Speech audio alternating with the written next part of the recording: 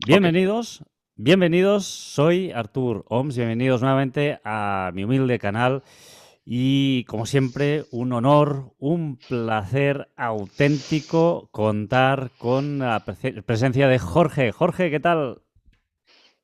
Hola, muy buenas tardes, amigos de Misterios Universales. ¿Cómo están? Muchísimas gracias, Jorge. Desde Reno, en Nevada, increíble, ¿eh? La tecnología nos conecta y tan buena para unas cosas y tan mala para otras. Sí, sin Jorge, duda. Jorge, bueno, hoy vamos a hablar de un tema que la verdad es que yo no había hablado jamás de este tema. Nuevamente, un tema que nos trae Jorge, sorprendente, alucinante.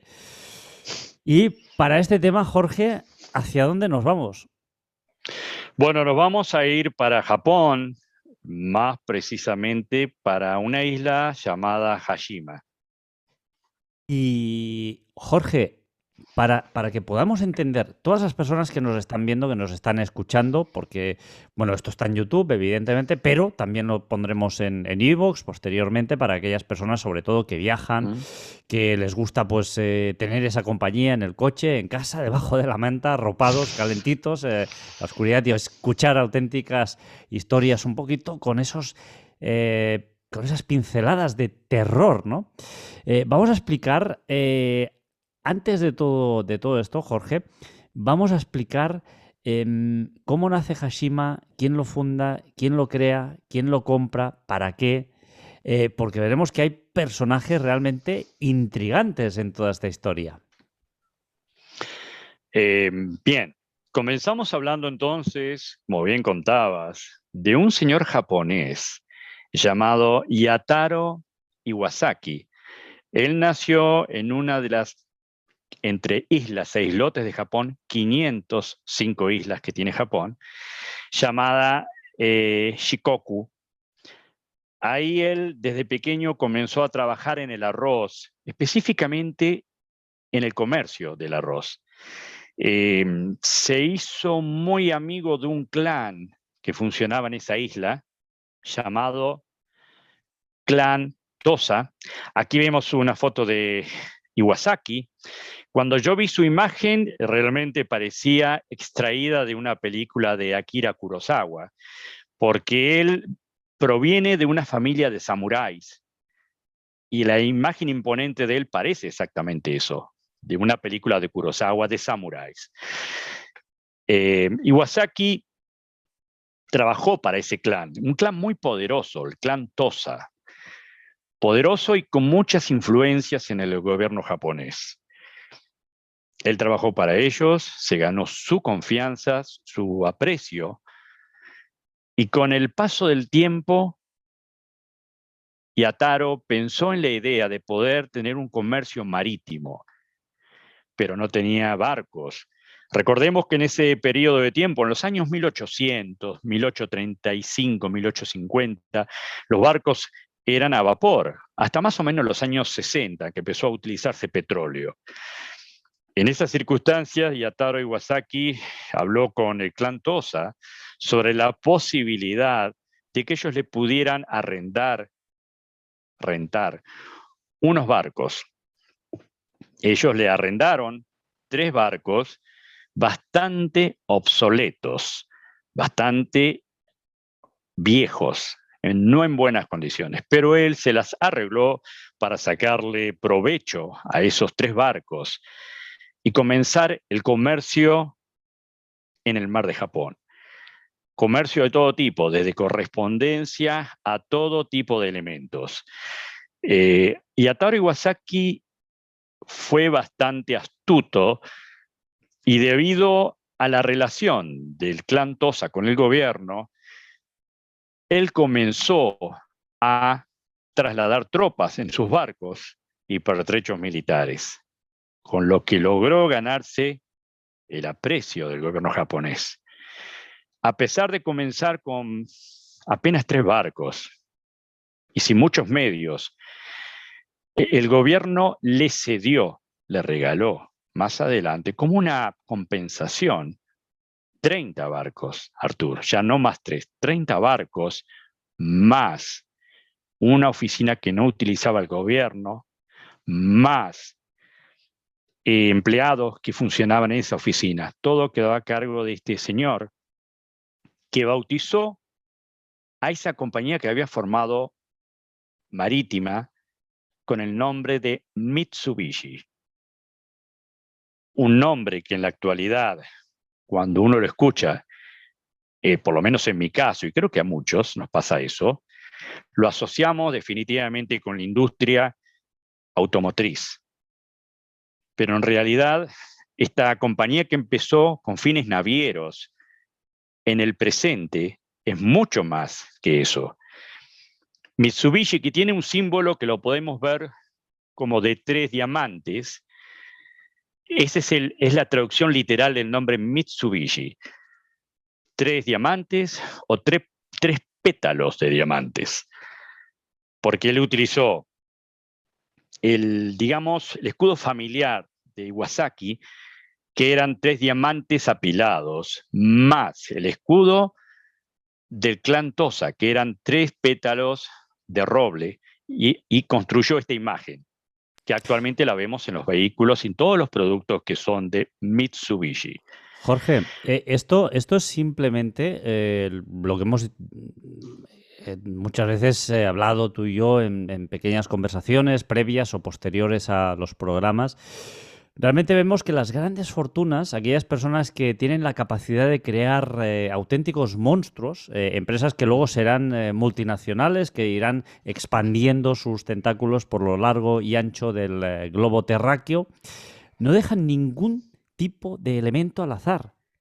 Ni el nombre, ni el logo, ni los colores, porque aquí podemos ver en este logo los colores de la bandera de Japón.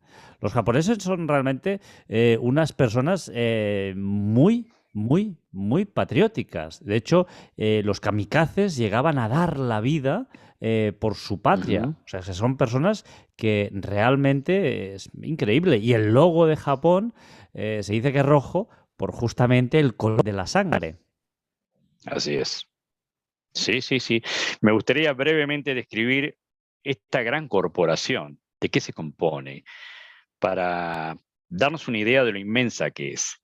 Estamos hablando de una compañía que empezó como naviera, automotriz, está asociada con la banca más importante de Japón, ha trabajado e invierte en energía nuclear, en química, fotografía, electricidad.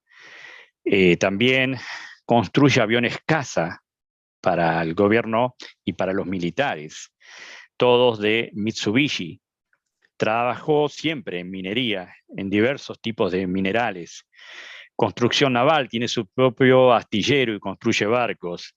Telecomunicaciones, petróleo, gas y también acero, entre otras cosas. Más, si queremos agregar más todavía, hay un montón de electrodomésticos, entre otras cosas, creado por esa compañía.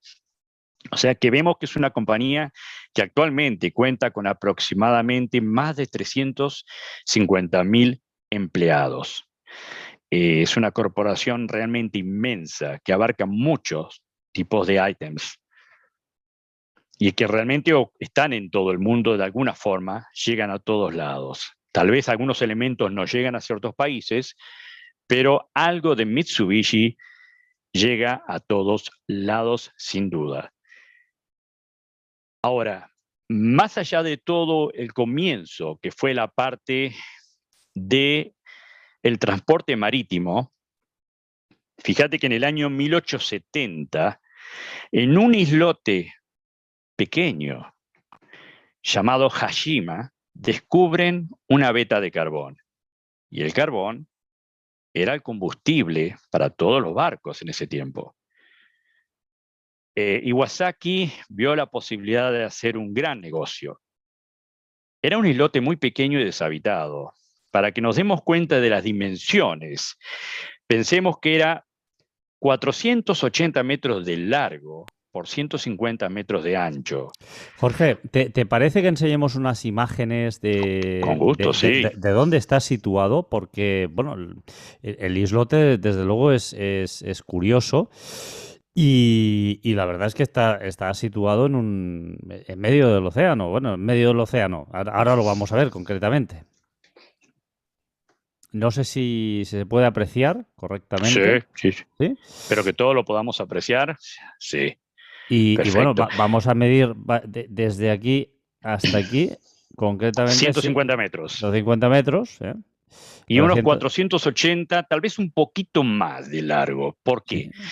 Porque debido a los tifones, a los grandes vientos y altas mareas que azotan esa área de Japón, Yataro pensó en la idea de poner un muro de contención todo alrededor de hormigón, lo que extendió un poco los límites. Y algunos hablan de que pueden llegar a 500 metros casi, que es 5 cuadras de largo nada más.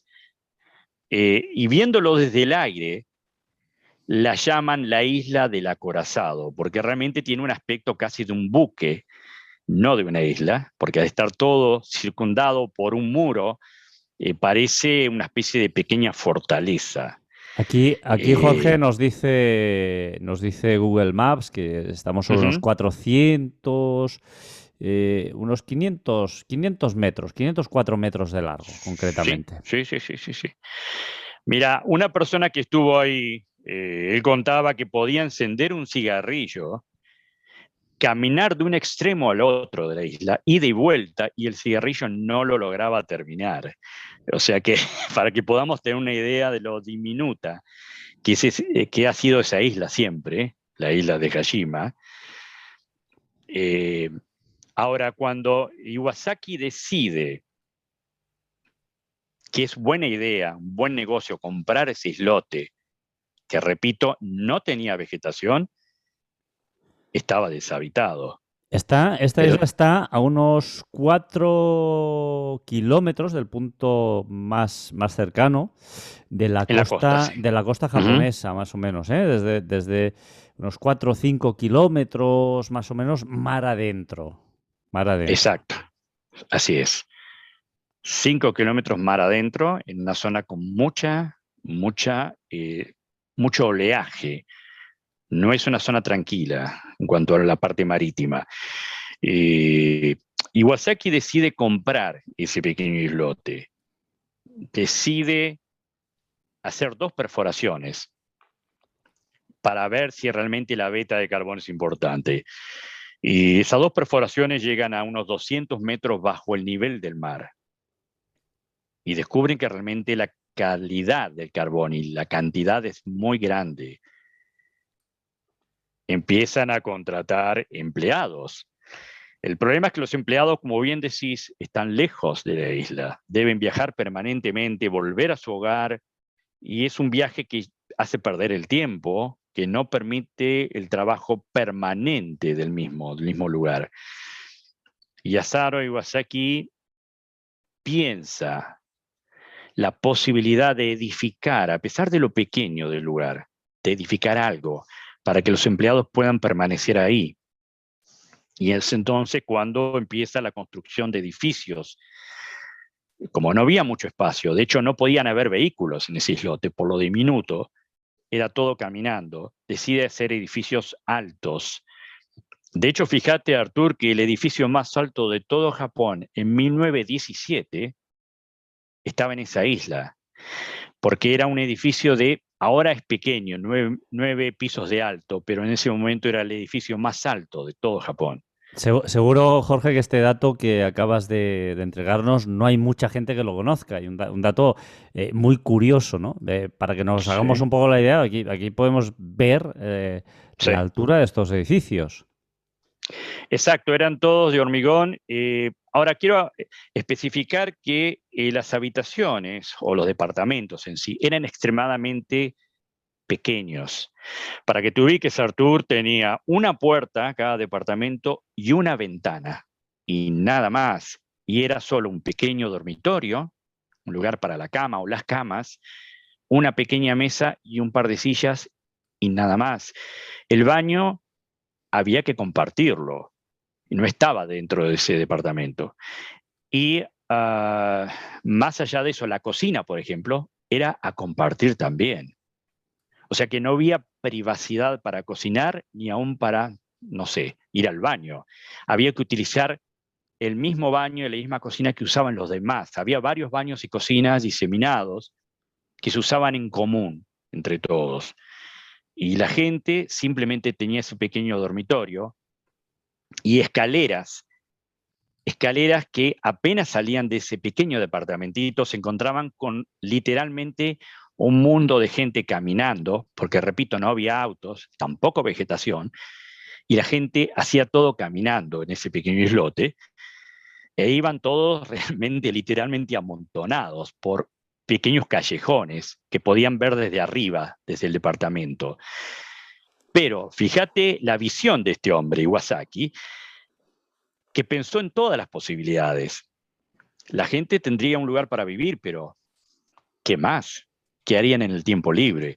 Entonces construyeron un cine, un pequeño banco, una pequeña comisaría, una pileta pública, o piscina pública, perdón, un cine, un restaurante, hasta un burdel hicieron dentro de esa isla.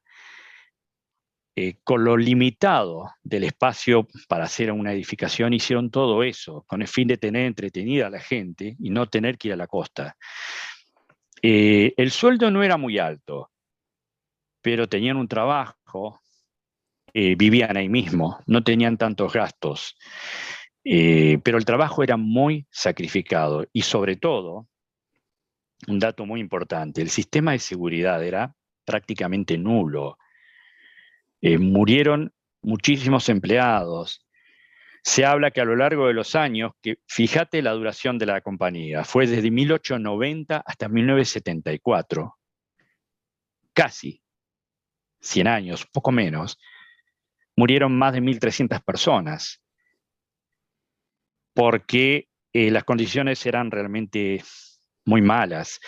Había muchos derrumbes, había inundaciones. Recordemos que la mina estaba debajo del mar, había inundaciones permanentemente. La gente no podía trabajar, prestad atención a este dato, erguida, de pie. Tenía que estar en cuclillas o agachada. Imagínate lo incómodo que debe ser trabajar en una mina de carbón en esas condiciones, un aire tóxico, pésimo sistema de sanidad. En esas condiciones la gente trabajaba. Pero pasó algo más interesante después. Comenzó la guerra y el gobierno japonés necesitaba de todos los hombres disponibles. Y quedaron muy pocos trabajadores en la mina. ¿Qué podían hacer en esas condiciones? Previendo eso, el gobierno, que tenía muy buena relación con Iwasaki, decidió cederle prisioneros de guerra. Prisioneros de guerra de origen chino y coreano. Y estos pobres hombres, e inclusive jovencitos, iban ahí, pero realmente muy pocos sobrevivieron, porque estaban muy débiles. Fíjate que la alimentación, que era básicamente la misma, era lo siguiente: un plato de arroz mezclado con frijoles o porotos, y a eso agreguemos un poco de sardina, todo mezclado en una masa uniforme. Esa era la alimentación, más agua. Y si tanto los pocos empleados que quedaban como estos soldados extranjeros, estos prisioneros de guerra, estaban agotados o enfermos, habían guardias con sables al lado de ellos que los impulsaban a seguir trabajando a pesar que no podían más. Jorge, Sí. estamos de alguna forma trasladándonos mentalmente a esa época, a esta isla donde habían muchísimas personas viviendo ahí. De hecho, se dice que en un momento dado esta isla llegó a ser el lugar con mayor densidad de población de todo Japón, pero no solo incluso de todo Japón, sino de todo el mundo. Esto quiere Todo el decir mundo, sí. que, claro, que ahí tendría que haber, Jorge, un hacinamiento total. Es decir, podemos decir que prácticamente la gente estaría viviendo una encima de la otra. Imagino, estos menús que tú decías, precariedad a nivel sanitario, condiciones higiénicas, imagino, muy insoportables, y estos prisioneros, ¿no? Porque Japón, Jorge, tiene una parte muy oscura. Porque sí que es cierto que los norteamericanos tiraron la bomba atómica sobre Hiroshima, sobre Nagasaki, y eso es cierto, pero sí que es cierto que los japoneses tienen una parte muy oscura.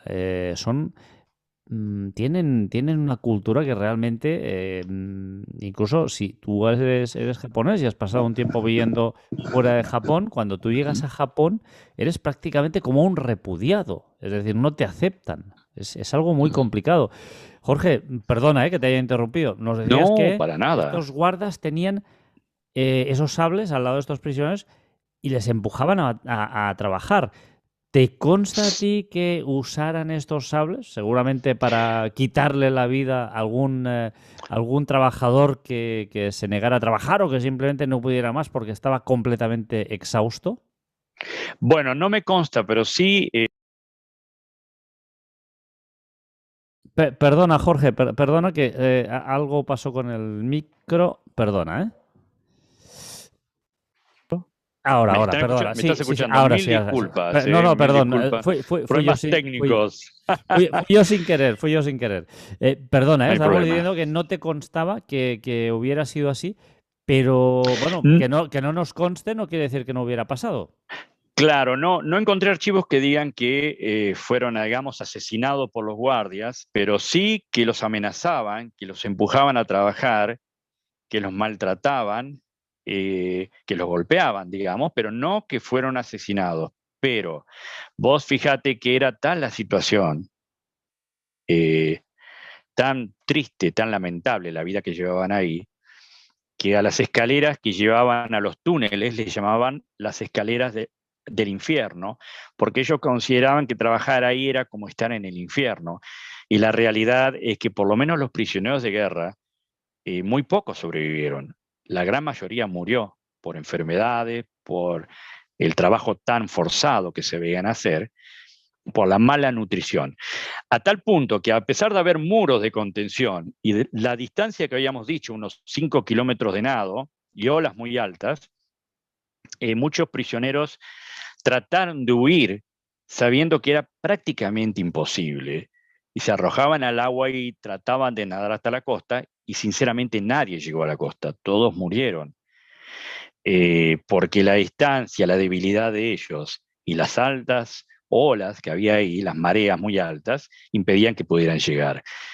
Realmente nadie pudo salvarse huyendo, pero lo seguían intentando debido a lo terrible de la vida ahí.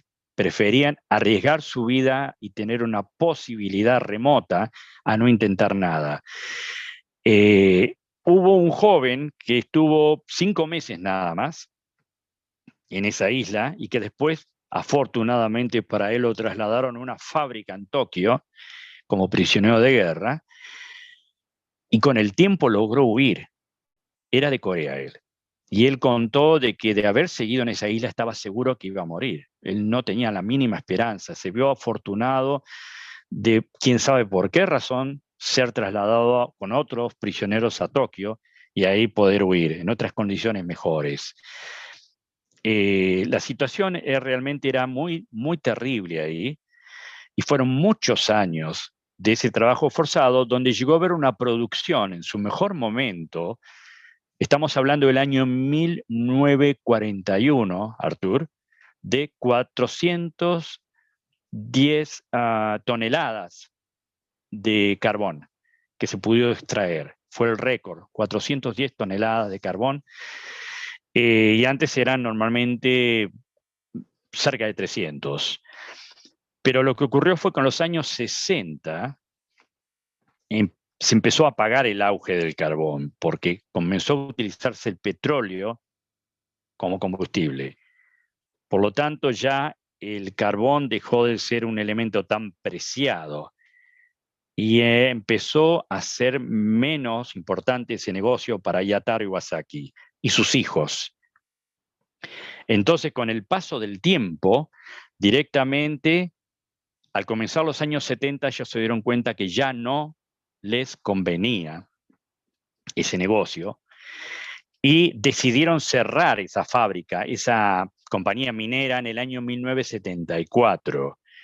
Vos fíjate que ya había muchos empleados japoneses nuevamente trabajando ahí y que cuando se supo de que podía cesar la compañía, abandonaron realmente casi desesperados el lugar, hasta los mismos japoneses que trabajaban ahí.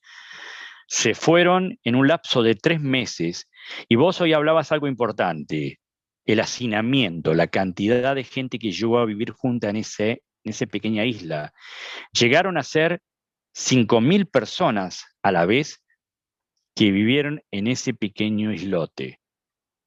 Recordemos de 5 cuadras de largo nada más, una locura, ¿no? Pensar en una cantidad tan grande de personas amontonadas literalmente en un lugar tan diminuto. En el año 1974, se decide terminar con esa compañía. La gente vuelve a Japón, a diferentes lugares de Japón, por ejemplo a Nagasaki, que estaba cerca, queda abandonada literalmente, a tal punto que dejan hasta los televisores, los elementos del hogar, todo lo dejan abandonado, no se llevan nada, la gente quiere irse. Y los pocos prisioneros que aún estaban con vida son trasladados a otros lugares de trabajo en Japón. Y entonces ocurre que ese lugar queda en abandono y con el paso del tiempo se empieza de a poco a venir abajo cada una de las construcciones, a encontrarse escombros en las calles, a ver vegetación dispersa, que hasta ahora no había, empieza a ganar terreno a la vegetación, y según decían, solo quedan ratas y gatos salvajes. Pero en el año 2002, la compañía Mitsubishi y los descendientes de Iwasaki deciden obsequiar ese islote a la prefectura de Nagasaki para que hagan uso de ese lugar. Vaya regalo, ¿no, Jorge? Realmente un regalo envenenado, un tanto casi, morboso, ¿no? Sí. Oye, Sí. Jorge, hay un capítulo de los japoneses que no es muy conocido, pero es un capítulo que a mí, francamente, cuando me enteré de este capítulo, me enteré gracias al programa Nueva Dimensión de Juan Gómez, un programa muy interesante, por cierto, bueno, el que no lo escuche, pues que yo creo que está tardando en escucharlo, está en iVoox. Hablaron, y recuerdo cómo lo descubrí. Esto estaba en la montaña escuchando este programa que había descubierto hacía muy poquito. Y hablaban de un tal Escuadrón 731 japonés que tuvo lugar en la Segunda Guerra Mundial. Y este escuadrón invadió una zona en China que se llama Manchuria. Y ahí realizaron una serie de experimentos muy bestias. La verdad que yo diría prácticamente, Jorge, que podríamos decir que los alemanes fueron aficionados al lado de esta gente, ¿no? Y recuerdo el general japonés Shiro Ishii, que fue quien comandó esta famosa unidad, la unidad 731, que luego se fue a Norteamérica. Y los norteamericanos compraron todos estos informes de estas torturas que habían realizado los japoneses. Y la verdad es que hay experimentos que fueron terribles. O sea, ahí nos damos cuenta de la oscuridad, de esa parte tan negativa que tiene esta cultura, la japonesa. Hay una película que hace referencia justamente a este escuadrón, al 731, que se llama Los hombres detrás del sol. no recomendamos a las personas sensibles que puedan llegar a ver esta película porque hay escenas, es una película, evidentemente, pero basada en hechos reales y yo creo que se queda corta, incluso con la realidad de lo que allí sucedió en Manchuria y lo que los japoneses llegaron a hacer a los chinos. Y por lo tanto, Jorge, cuando tú hablabas ahora de hacinamiento, de condiciones de vida penosas, de esos soldados con esos sables al lado de esos esclavos, porque podríamos decir prácticamente prisioneros esclavos, ¿no? Prisioneros guión esclavos o esclavos guión prisioneros, ¿no? Prisionero esclavos, podríamos decir. A mí no me extrañaría nada que los japoneses pues hubieran acabado con la vida de más de uno de ellos viendo pues que sencillamente ya no podían rendir, ¿no? Por lo tanto, bueno, hay esa parte oscura. Jorge, y perdona que te he vuelto a cortar, nos No, decías que no. se regala esta isla a la prefectura y a partir de ahí, ¿qué sucede, Jorge?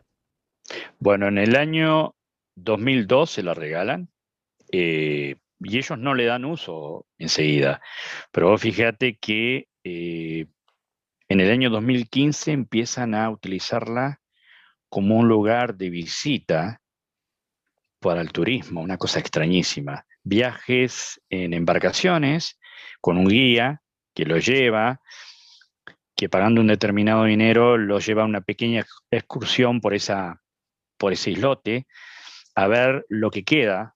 En su momento se permitía ingresar a los departamentos, a algunos. Había una torre que es la torre número 5 que jamás se permitió entrar ahí, no explicaron por qué. Y tampoco se dejó que el turismo se acerque a las escaleras que llevan al infierno, a los túneles. Pero actualmente no permiten inclusive ya ingresar a ningún departamento, solo caminar por las calles, tomar fotos, explican las cosas, pero no se permite, supongo que por un tema de seguridad, por lo inestable de las construcciones ahora, no permiten que la gente pueda ingresar. En el año 2012-2013, si no me equivoco, se utilizó para una película que fue Skyfall, una película de James Bond 007, y ahí actuó, en esa isla actuó un español, Javier Bardem, que hace el papel de malo de la película. Él tenía su guarida, su central maléfica en ese islote. Véanla la película. Y después hay por lo menos 3 películas más que se filmaron ahí. No recuerdo los títulos, pero 3 películas que se hicieron ahí. Me quedo con un dato interesante de un turista, que hoy algo te comenté, que desde Nagasaki se tomó un barco de esos para ir a la isla. Y al llegar a la isla, él dice que para él esa isla es algo así como en el área de la bahía de San Francisco, la isla de Alcatraz, la prisión de Alcatraz, es algo, entre comillas, similar. Si bien lo de Alcatraz era netamente una prisión, esto era un lugar de trabajo en teoría, pero se pasó a ser un lugar de confinamiento para soldados enemigos, para prisioneros, una suerte de campo de concentración de trabajo forzado. Y estaban tan atrapados y prisioneros ellos, prácticamente como los japoneses que trabajaban ahí, que no podían volver, se quedaban ahí constantemente porque tenían un contrato firmado. Y en eso, y en el hecho del aislamiento, le recordaba mucho a Alcatraz. Yo te contaba que sí, en Alcatraz estuve yo, no en Hashima, pero sí en Alcatraz, y realmente es un lugar que hay una tremenda tristeza en esa isla, ¿no? Pero se puede sí visitar prácticamente toda, ¿no? Como esta isla que no te permiten ingresar. Es realmente terrible lo que en este caso Mitsubishi, a través de una compañía que originalmente comenzó con la idea de explotar el carbón, y le fue muy bien en cuanto a eso, hasta que llegó el petróleo, cómo a veces la codicia, el deseo del ser humano de generar dinero, puede hacer que llegar a este extremo, ¿no? Del maltrato, de la prácticamente esclavitud de las personas, no pensar, no tener empatía por las carencias o, por ejemplo, en el caso de los mismos japoneses, por el estilo de vida tan precario que tenían ahí, solo porque un grupo importante de gente que tiene dinero quiera generar más ingresos con esto, ¿no? Eso para mí no es más que un claro testimonio de a lo que puede llegar el ser humano cuando lamentablemente no piensa en sus semejantes, sea del país de uno o de cualquier otro país. Jorge, en 2015 la UNESCO considera Patrimonio de la Humanidad esta isla, ¿no? Y hoy en día, como tú dices, pues se ha convertido en un punto de encuentro morboso de ese turismo, del misterio, de miles de personas atraídas por esas, podríamos decir, por esos fantasmas, por esas apariciones que han quedado impregnadas en esa isla, ¿no? Porque a fecha de hoy, Jorge, esta isla, como tú puedes decir, como tú bien has dicho, se puede visitar, y a fecha de hoy son muchas las personas que cuando llegan a la isla dicen que se encuentran mal, que están como en un malestar, que es un lugar negativo, que incluso hay muchas personas que han oído voces, han visto sombras y han visto cuestiones paranormales en la isla. No sé por qué, Jorge, pero cuando hay un lugar donde pasan cosas tan macabras como estas, tan negativas, que destruyen al ser humano, que además sacan lo peor de esa parte del ser humano que tenemos ahí todos, ese rincón, ¿no? Que lo tenemos todos, efectivamente, pero en algunos sale y en otros no, ¿eh? Todos llevamos como... se solía decir, llevamos un asesino en serie dentro y en algunos sale y en otros no. Pero la cuestión es que ¿cómo es posible que estos lugares donde se han producido esas cosas tan negativas, esos sucesos tan negativos, se lleguen a impregnar de esa negatividad y la puedan desprender de una manera que casi sea tangible, que casi podamos llegar a tocar el mal, que lo podamos llegar a sentir y que podamos incluso llegar a ver el lamento transformado en imágenes o quizá en un sonido de esas personas que tanto y tanto sufrieron en esa isla, porque tenemos que decir que eran esclavos prácticamente. Bueno, prácticamente no. Eran esclavos que estaban muy maltratados, hacinados y en unas condiciones higiénico-sanitarias prácticamente inexistentes, son muy deplorables, porque de hecho los mejores lugares se los guardaban aquellos que dirigían la isla y el resto pues vivían prácticamente en un espacio, podríamos decir, en una colmena humana, pero con las peores condiciones de vida posibles. ¿Qué sucede, Jorge, en estos lugares que quedan tan impregnados de esa negatividad, de esa maldad? Sí, mira, así como hay gente, y hablo en este caso no de un lugar, sino de gente que irradia luz o que irradia un buen espíritu, optimismo. Hay gente con la que uno se quiere asociar, acercar, hablar, hombres, mujeres, amigos, que tienen algo especial que a uno lo hace sentir bien solo con estar en compañía de esa persona. También hay personas que irradian lo negativo. Y en lugares donde se ha sufrido tanto, donde ha habido muertes, donde ha habido tanto dolor, yo no tengo dudas que queda de alguna forma también ese dolor impregnado inclusive en las paredes. La gente que va a ese lugar, como bien decís, muchos dicen haber escuchado voces, gritos, embarcaciones que pasan cerca de noche. Han dicho que han visto luces y no hay nadie ahí de noche, luces que se prenden y se apagan, destellos, como si hubiese actividad en la isla. Yo no tengo dudas que tal vez ciertas personas pueden captar cosas ahí. Muchas veces se ha hablado de, como hablábamos hace poco sobre animales, que pueden percibir el mal o presencias en un lugar, en una habitación, en una casa, y también las personas, claro. No tengo dudas que en un lugar que ha habido tanto dolor, tristeza y sufrimiento, lamentablemente algo de eso yo siento que queda ahí y que la gente aún ahora lo puede llegar a percibir.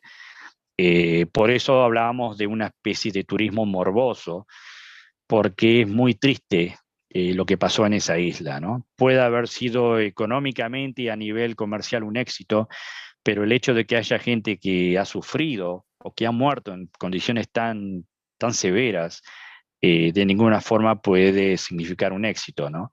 El solo hecho de que una persona haya pasado por una vida tan rigurosa, tan fea por tantos años, es realmente algo que queda, como dije, como un monumento o testimonio, ese islote de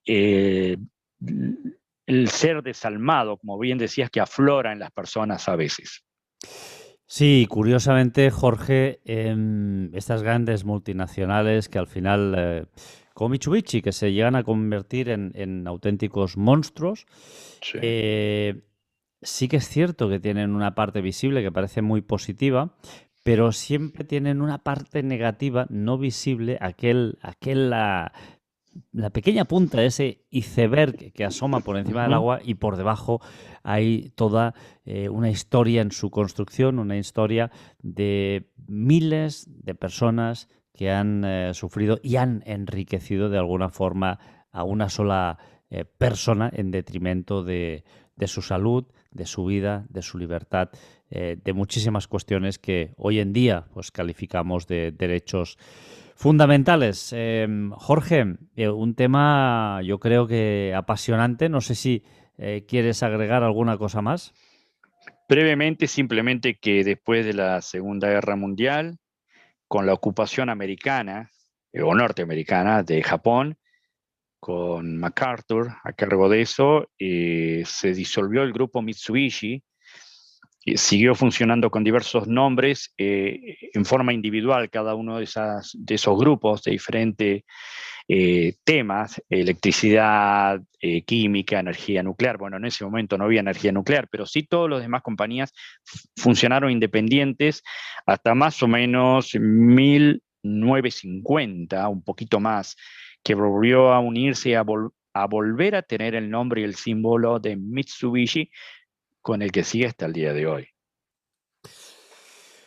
Terrible historia la de este islote llamado Hashima, que ojalá algún día, cuando pase todo esto, esta pandemia, podamos ir a visitar. Jorge Daniel Vivas Grigoriades, muchas gracias. Recordamos tu correo electrónico tango.marpla, de Mar del Plata, Sí. @gmail.com para todas aquellas personas que quieran ponerse en contacto con Jorge, preguntarle más cosas. Jorge, oye, además me ha dicho un pajarito que has tenido un éxito tan grande en Argentina que incluso te han llamado de un programa de radio, ¿no? Cuéntanoslo. Sí. Es una radio que la voy a nombrar, sí, con gusto. La Pop Week de Tucumán, es una provincia del norte argentino. El jardín de la República, como le decimos, la provincia más pequeña, pero tal vez la que se destaca por su gran vegetación, sus grandes bosques, Tucumán. De ahí se comunicaron conmigo la producción de una radio, que, bueno, quieren hablar conmigo, una pequeña charla como para conocerme y también poder pasar estos audios, los podcasts, por su radio, porque dice que les interesan los temas que se tocan. Y de hecho, por lo que tengo entendido, este sábado, mañana, van a emitir un programa incluido con un podcast. Así que me han escrito varias veces, están entusiasmados y me da alegría que quieran difundir sobre todo los temas que se tocan. No que esté Jorge, sino el tema es la importancia de la temática, ¿no? Tecnología, ufología, misterio en general, arqueología, todos los temas que realmente a nosotros nos atrapan, nos interesan, y me alegro que una radio en este caso de mi país, descubra esto, les interese y quiera escuchar lo que hace Misterios Universales. Así que le envío un saludo grande a la gente de la querida Tucumán, acá acompañado con Arturo Oms. Pues nada, Jorge, yo me alegro mucho, te felicito porque la verdad es que, bueno, las personas que te ven, que te escuchan, que nos ven, que nos escuchan, siempre nos escriben unos comentarios fantásticos y muy positivos cada vez que tú estás aquí, tanto en iVoox como en YouTube, y nada, yo te lo agradezco de corazón. A los demás recordaros, pues eso, que estamos en Telegram, tenemos un grupo que se llama Misterios Universales Grupo, donde ahí pues podéis entrar en Telegram, contactarnos, es un grupo completamente abierto sobre el cual pues hablamos de sobre todo de temas de ufología, aunque estamos abiertos a hablar de absolutamente todo. Y nada, nuevamente Jorge, agradecerte muchísimo que nos traigas nuevamente un tema tan interesante como el de hoy, como el de Hashima. Jorge, No, muchas gracias. muchísimas gracias por tu tiempo, por el tiempo de todos los oyentes que nos escuchan o que nos pueden ver. Saludos cordiales como siempre a la distancia desde Nevada para todos. Pues con esas palabras de Jorge me quedo, con esos saludos, y también os mando saludos a todas aquellas personas que nos escucháis de camino a la universidad, de camino al trabajo, viajando por la noche con vuestros coches, haciendo esas rondas de seguridad para mantenernos a todos a salvo, o por qué no, algún policía que sabemos que nos escuchan, guardias civiles, personas que están a nuestro servicio y que velan porque todo continúe funcionando de forma segura. A todos vosotros, muchas gracias y hasta pronto. Hasta muy pronto, Arturo. Gracias, Jorge.